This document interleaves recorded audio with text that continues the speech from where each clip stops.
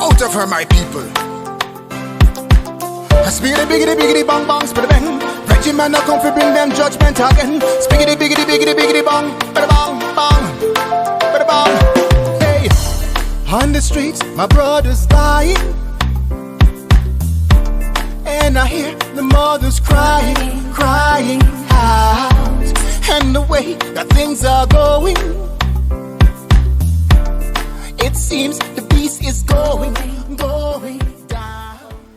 Also, one agroecology is really emphasized in terms of organic, and you can see it all over your farm. I mean, you're growing different kind of varieties of crops in your farm, and you also have agroforestry.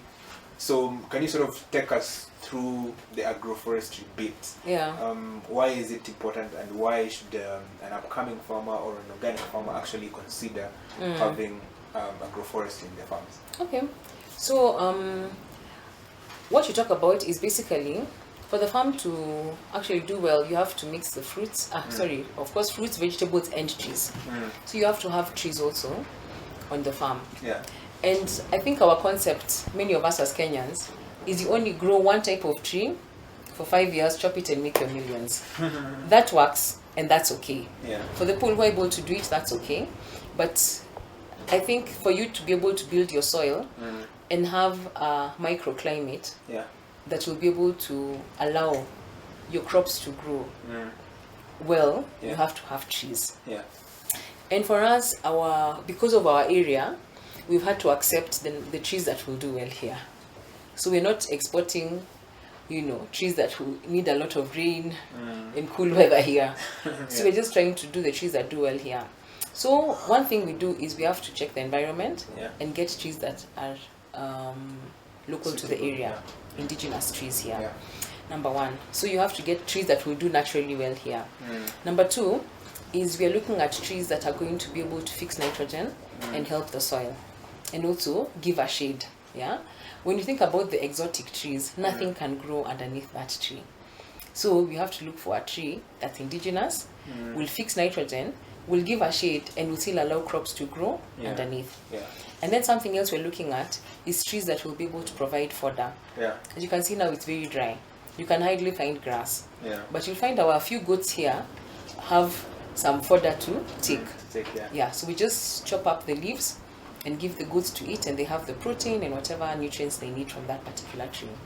And then also trees that are able to, give you the wild fruits for the children to take.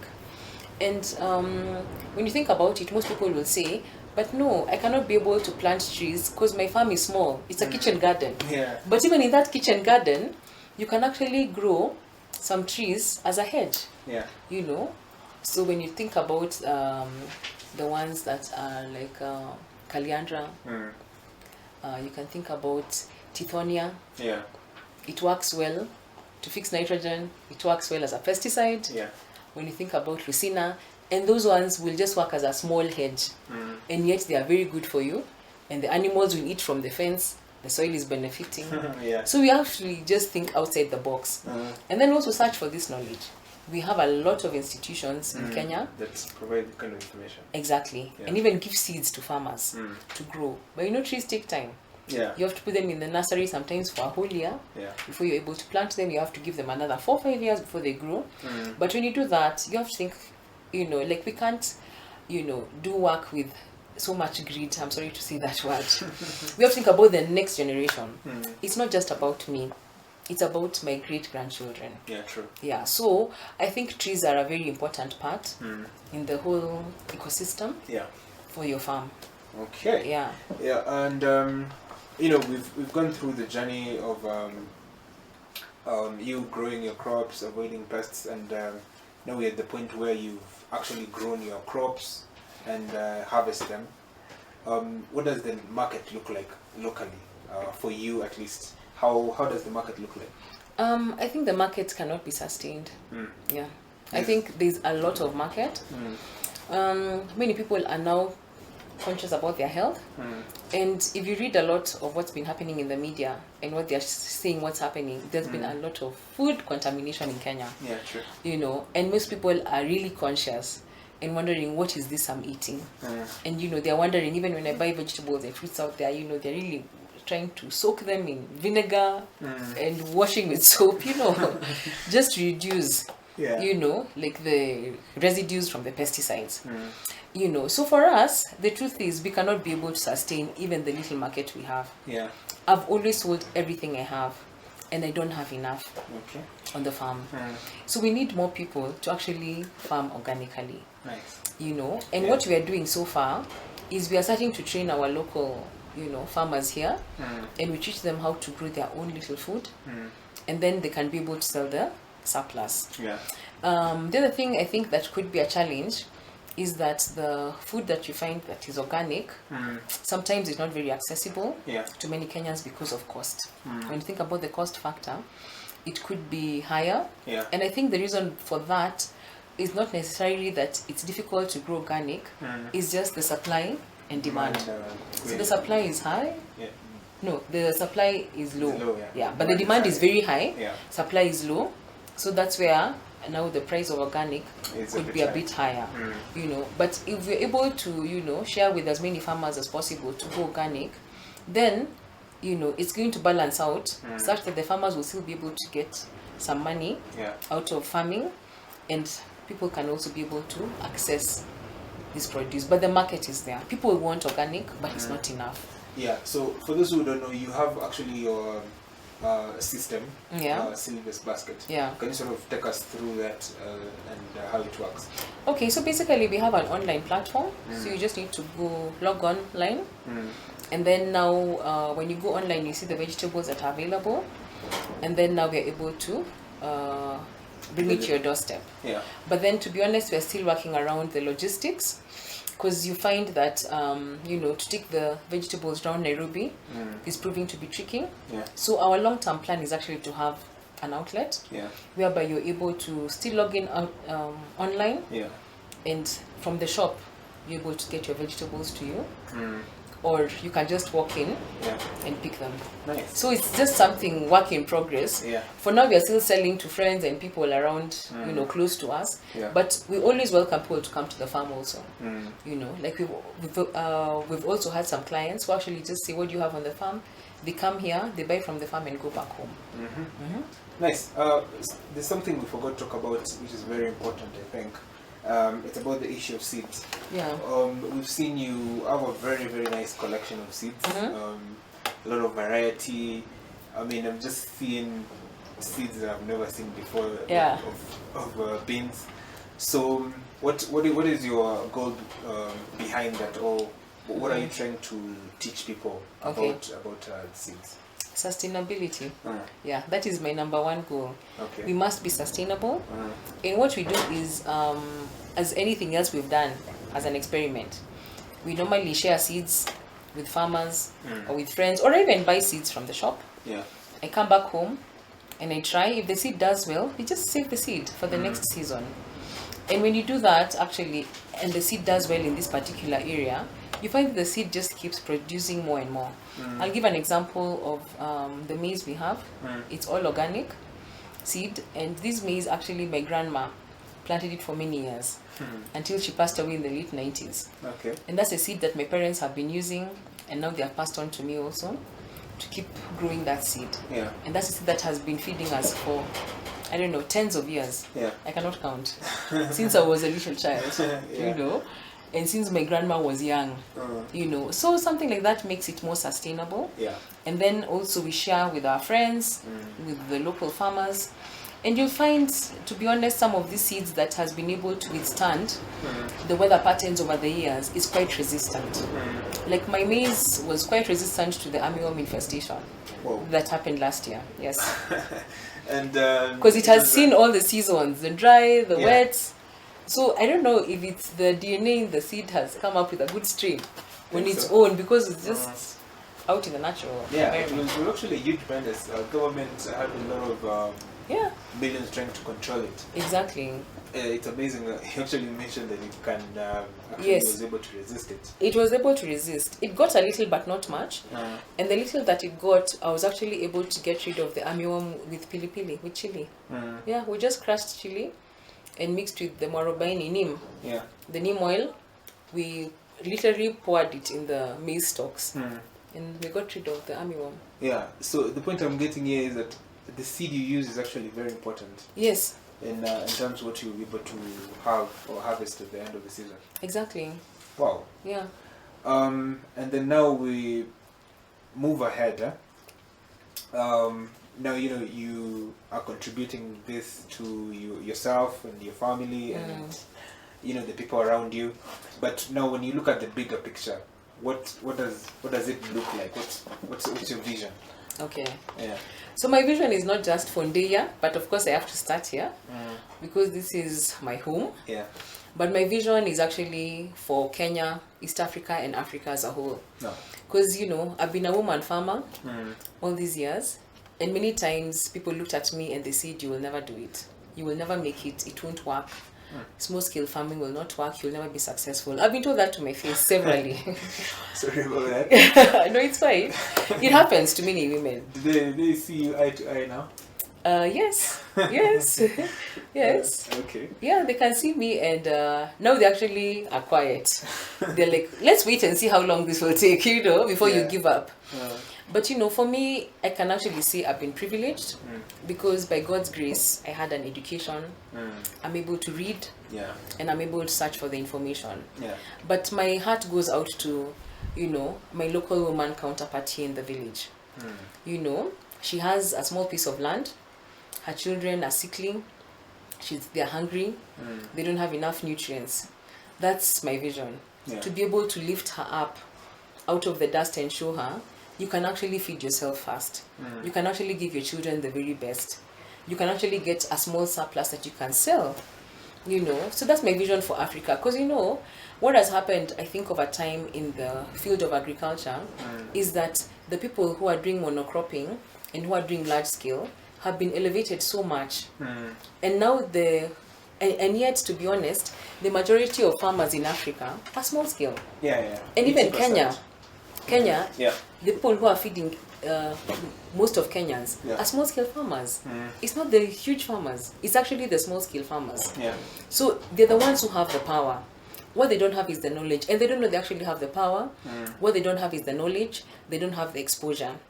So I would actually, look for partners or the government or whoever is interested. Let us focus on these small-scale farmers, especially the women who are the ones on the farm every day, tilling and tilling. And we've had our neighbors here and I keep encouraging them. Like I had a neighbor here, she was planting maize on 1/8 of an acre. And this particular maize is one that takes 5 to 6 months to mature. Then the fails rain in between. The maize don't form the cob. She has nothing. She just cuts it down to feed her 2 cows for a month, and she got nothing. When you think about the effort, the money of the seed, the fertilizer she put in, she didn't get it out. But what I'm trying to say, how can we make it, that anyone with 1/8 is able to be self-sustaining?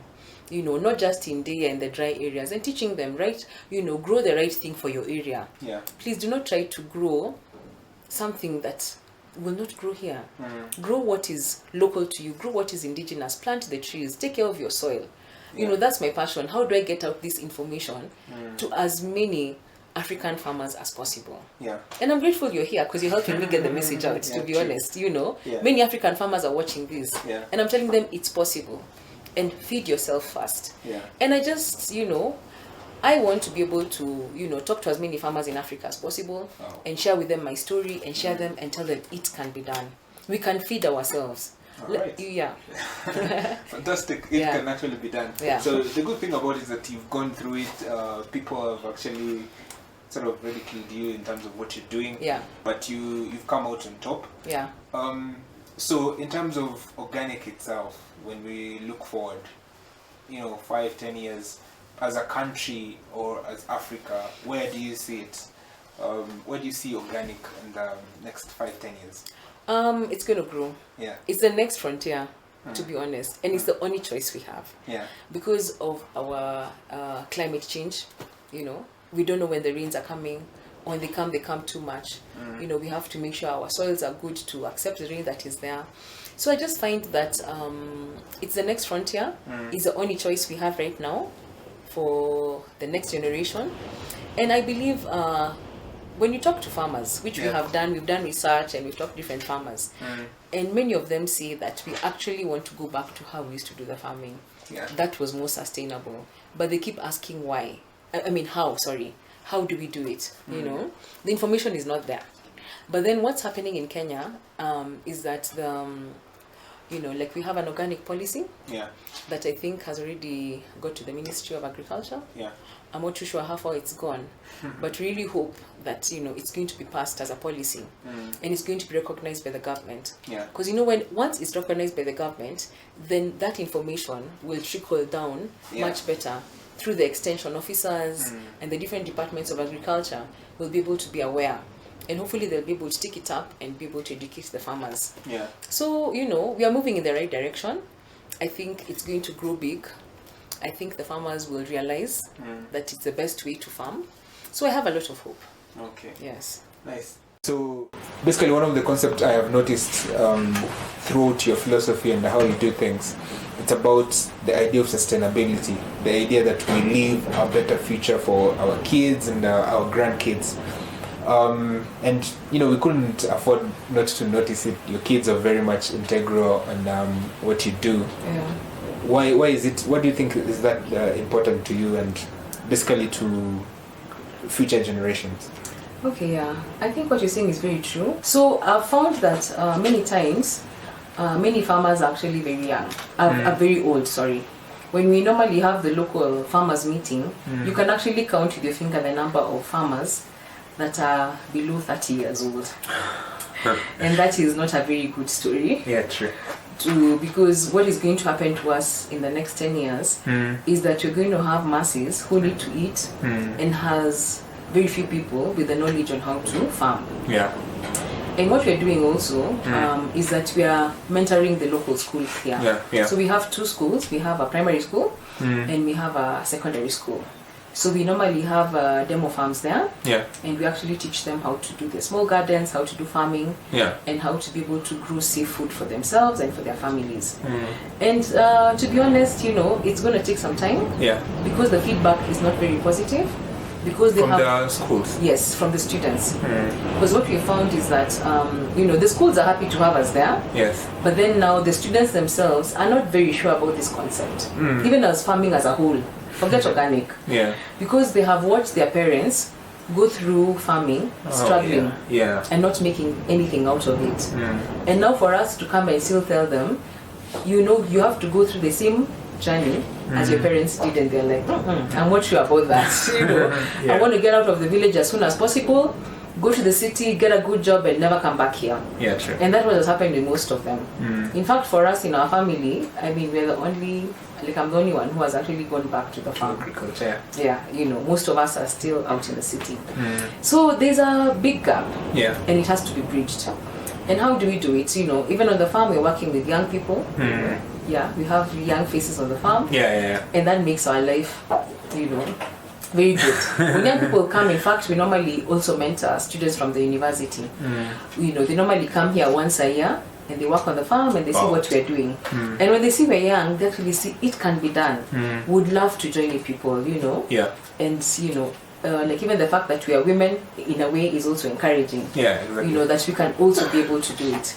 So in playing my part, apart from mentoring kids in primary, in secondary, and the university level, I'm also mentoring my own children. So they just know. Very, very important. Yes. So they just know in their minds that they have to come to the farm. So when they're on midterm,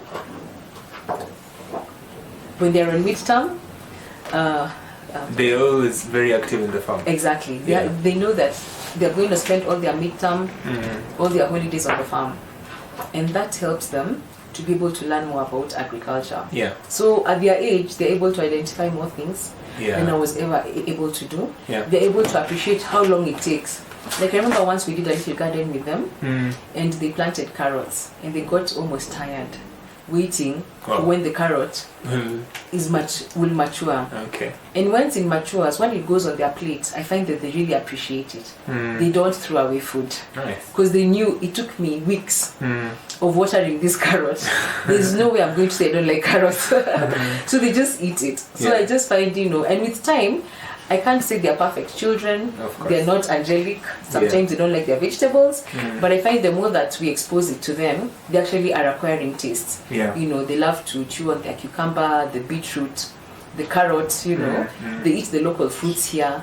Even sometimes if they're bitter, they're just eating them, you know. Yeah. So I just like that their taste buds have actually, you know, acclimatized to eating a lot of fruits and vegetables. Okay. Another reason I bring them here is so that they can hopefully, you know, learn and teach their friends. Yeah. And as they grow older, they can be able to keep the farm running. Yeah, true. Yeah. Very, very good concept. Talking of walking the talk, I think we have someone, you know, your kids around. I think they can share with us a thing or two, and as in on why they come to the farm once, you know, in midterms, and you can start by introducing yourselves. Hello, my name is Sylvia Kuria. Okay, McKenna. Hi, my name is Max Kuria. Max. Yes. Nice. Hi, my name is Njuru Akuria. Njuru Wakuria. Nice. Very nice names, local names. So, what do you like most about coming to the farm? Huh? What I like is when I get to do the money maker. Money maker. Yeah, and we get vegetables to cook at home. Okay. So you get very active while doing the money maker. That makes you happy. Yes. Nice. And vegetables. Which vegetable do you like? I like spinach. Yeah. Spinach. It tastes good. It looks good. What do you like about it? It tastes good. Tastes good. Yeah. Nice. Max, Yes. which vegetable do you like? I like broccoli. Broccoli. Yes. I can see you're holding tight to your mother's Sylvia basket. Do you want to continue with it? Do you want Yes. to take it to the next level? Yes. So what do you like most about broccoli? It tastes very good and it's healthy for you. It's healthy for you. Yes. So you like the taste. Yes. Nice. Which vegetable do you like? I like cauliflower. Cauliflower. Yeah, so you like the color, you like the taste. I like the color, the taste, and how it looks. Now it looks. Nice. So when you come to the farm, what do you like to do on the farm? I like planting. Planting. Yeah. Planting anything, any seedling, so you help your mom when she's planting. Yeah. So Max, what do you like most about being in the farm? Feeding chicken and watering the plants. Watering the plants. Yes. What about feeding the chicken? Do you like their sound or the way they eat? I like how when we put the food, then we go, then we come back, we see the crummy. The floor is very clean. Their floor is very clean. Yes. Nice. When they're finished eating. So then you see they're happy, they're active. Yes. Okay, so is it because you don't want to clean, or you just like it, the floor being clean all the time? I like the floor being clean every time. Nice. Okay, so do you like engaging yourselves, and do you tell your other guys what you do on the farm when you're off it? Sometimes, because my neighbor at home normally wants to come to the farm and he's never gotten a chance. Nice. So you sometimes bring them here. He's never come. He wants to come. He wants to come. So I guess you'll bring him next time. Yeah. Sawa, thank you. Santi. So next time we come we'll see you taking over the farm and helping people through the farm. Yeah. Yes. Nice. Alright, I hope you guys have been able to enjoy this particular adventure. I mean, we started very early in the morning, and we hope that we have been able to give you amazing value for your time. I mean, throughout this episode we have brought you amazing and different kind of experiences from how you can practice your organic farming through having variety of crops in your farm, using greenhouse to produce your particular crops, and agroforestry, it's a variety of experience that we've been able to bring you, and we hope that that one gave you that amazing value that we always treasure to give you. So guys, remember, this particular conversations continues on our social media platforms. That's on Facebook, Twitter, Instagram. Make sure you go and leave our comment there, and of course on our YouTube channel. Make sure that you leave your thoughts and your comments, and of course we'll be glad to get back to you.